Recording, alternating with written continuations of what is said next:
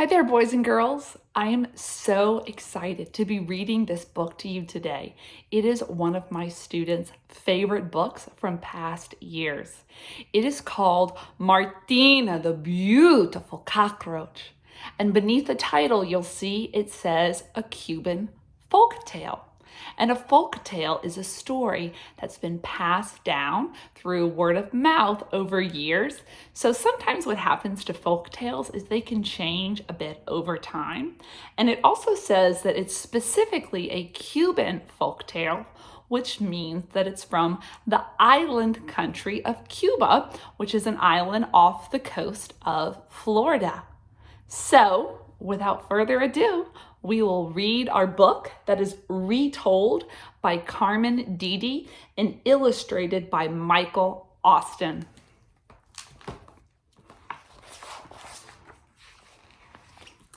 That intro page, Martina, the Beautiful Cockroach, a Cuban folk tale.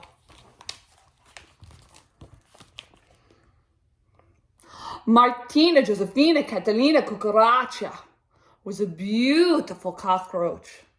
She lived in a cozy street lamp in old Havana with her big, lovable family. Now that Martina was 21 days old, she was ready to give her leg in marriage. The Cucaracha household was crawling with excitement. Every señora in the family had something to offer. Tia Cuca gave her a seashell comb. Mama gave her a lace shawl. But Abuela, her Cuban grandmother, gave her some shocking advice. "You want me to do what?" Martina was aghast. "You're a beautiful cockroach," said Abuela. "Finding husbands to choose from will be easy. Picking the right one could be tricky." But, stammered Martina, "how will spilling coffee on a suitor's shoes help me find a good husband?" Her grandmother smiled. "It will make him angry. Then you'll know how he will speak to you when he loses his temper. Trust me, Martina, the copy test never fails." Martina wasn't so sure.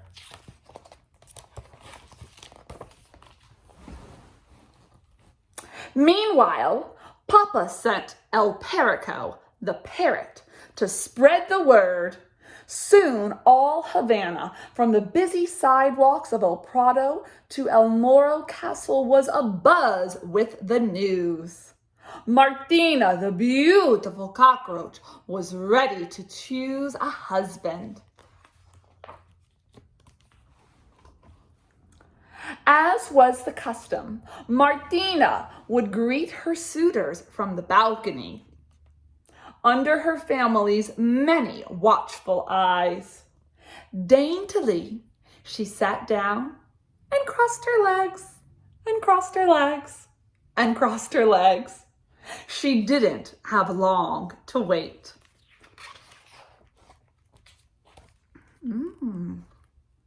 Don Gallo, the rooster, strutted up first. Martina tried not to stare at his splendid shoes. Keeping one eye on his reflection, Don Gallo greeted her with a sweeping bow. "Caramba, you really are a beautiful cockroach. I will look even more fabulous with you on my wing." With that, he leaned forward and crooned, "Martina Josefina Catalina Cucaracha, beautiful muchacha, won't you be my wife?" Martina hesitated, but only for an instant. "Coffee, senor?" Right on cue, Abuela appeared. With a quick glance at her grandmother, Martina nervously splattered coffee on the rooster's spotless shoes. "Oh my," she said with mock dismay. "I'm all feelers today."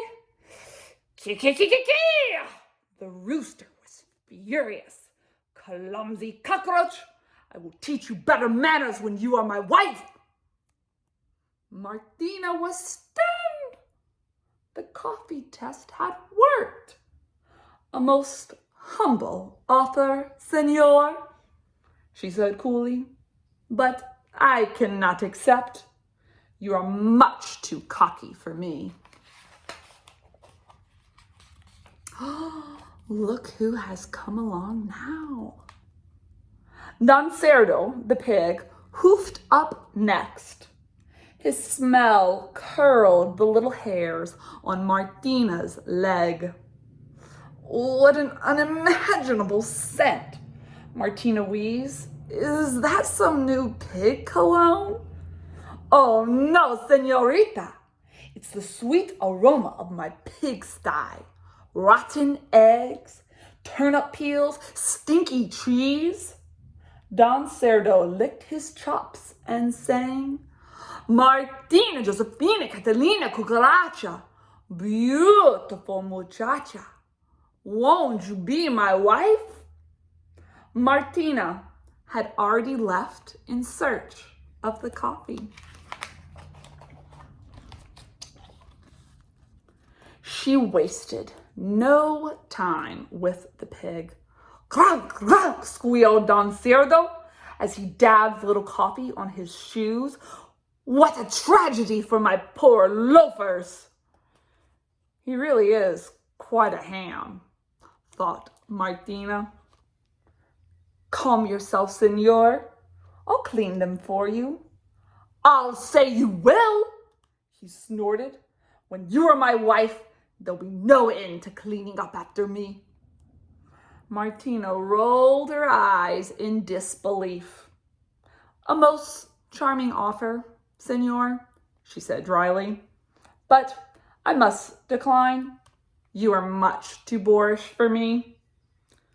The coffee test had saved her from yet another unsuitable suitor.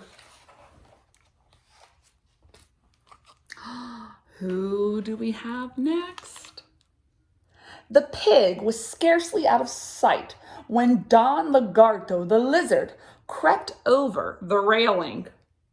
His oily fingers brushed the little cockroach's lovely mantilla. "You shouldn't sneak up on a lady like that." "I don't sneak.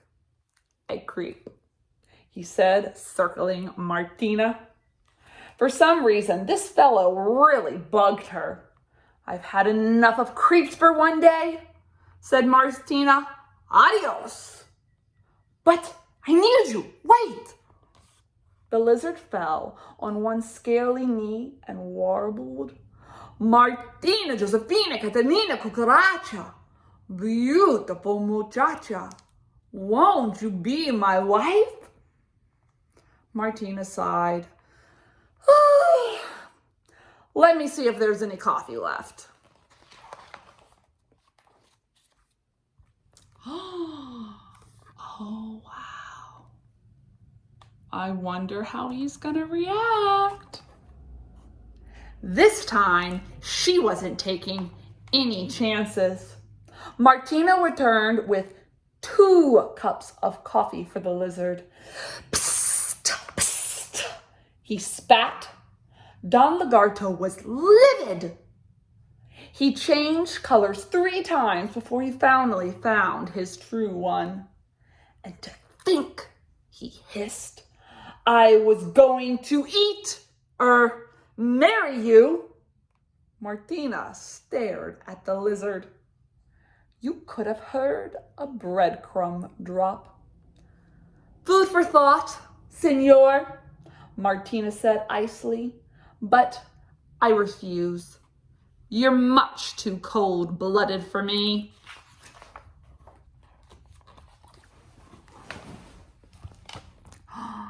Let's see what's going on next. When her grandmother returned to collect the day's coffee cups, Martina was still fuming. "I'm going inside, abuela." "So soon?" she said.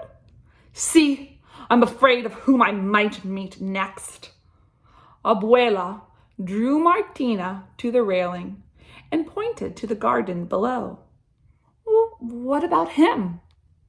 Martina looked down at the tiny brown mouse, and her cockroach heart began to beat faster. "Ticky-tan, ticky-tan. Oh, abuela, he's adorable. Where has he been?"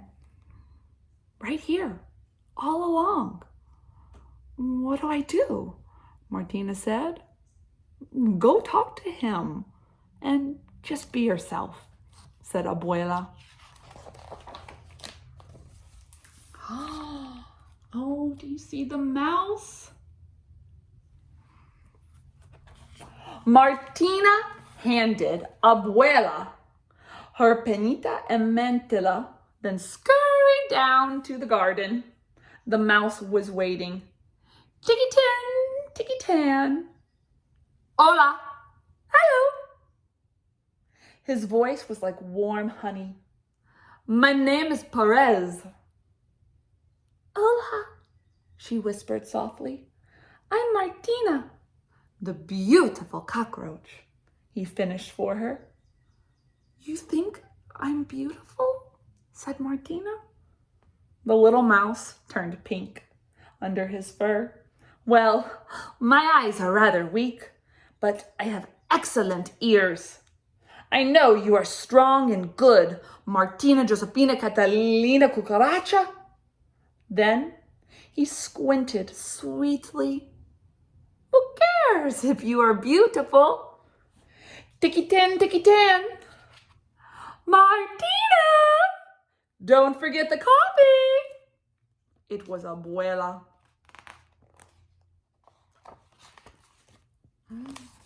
Oh, do you see Martina's face? Can you tell what she must be feeling? "No," thought Martina. "No coffee for Perez. Martina Josefina Catalina Cucaracha." "See, abuela." Martina knew better than to argue with her Cuban grandmother. With a heavy heart, she reached for the cup. But Perez got there first. Quick as a mouse, he splashed Cafe Cubana onto Martina's shoes. Now the coffee was on the other foot. Martina was too delighted to be angry. At last, she'd found her perfect match. But she had to ask, "How did you know about the coffee test?" said Martina. Perez grinned. "Well, mi amor, my love, I too have a Cuban grandmother." Do you see the two Cuban grandmothers looking up at them? I just love that book, and I hope that you did too. So if you want to, you can even think for a second, what do you think that this folk tale is trying to teach its reader? You're welcome to turn and talk to whomever you're with to answer that question. And I hope that you guys really enjoyed this story. Thanks. Bye.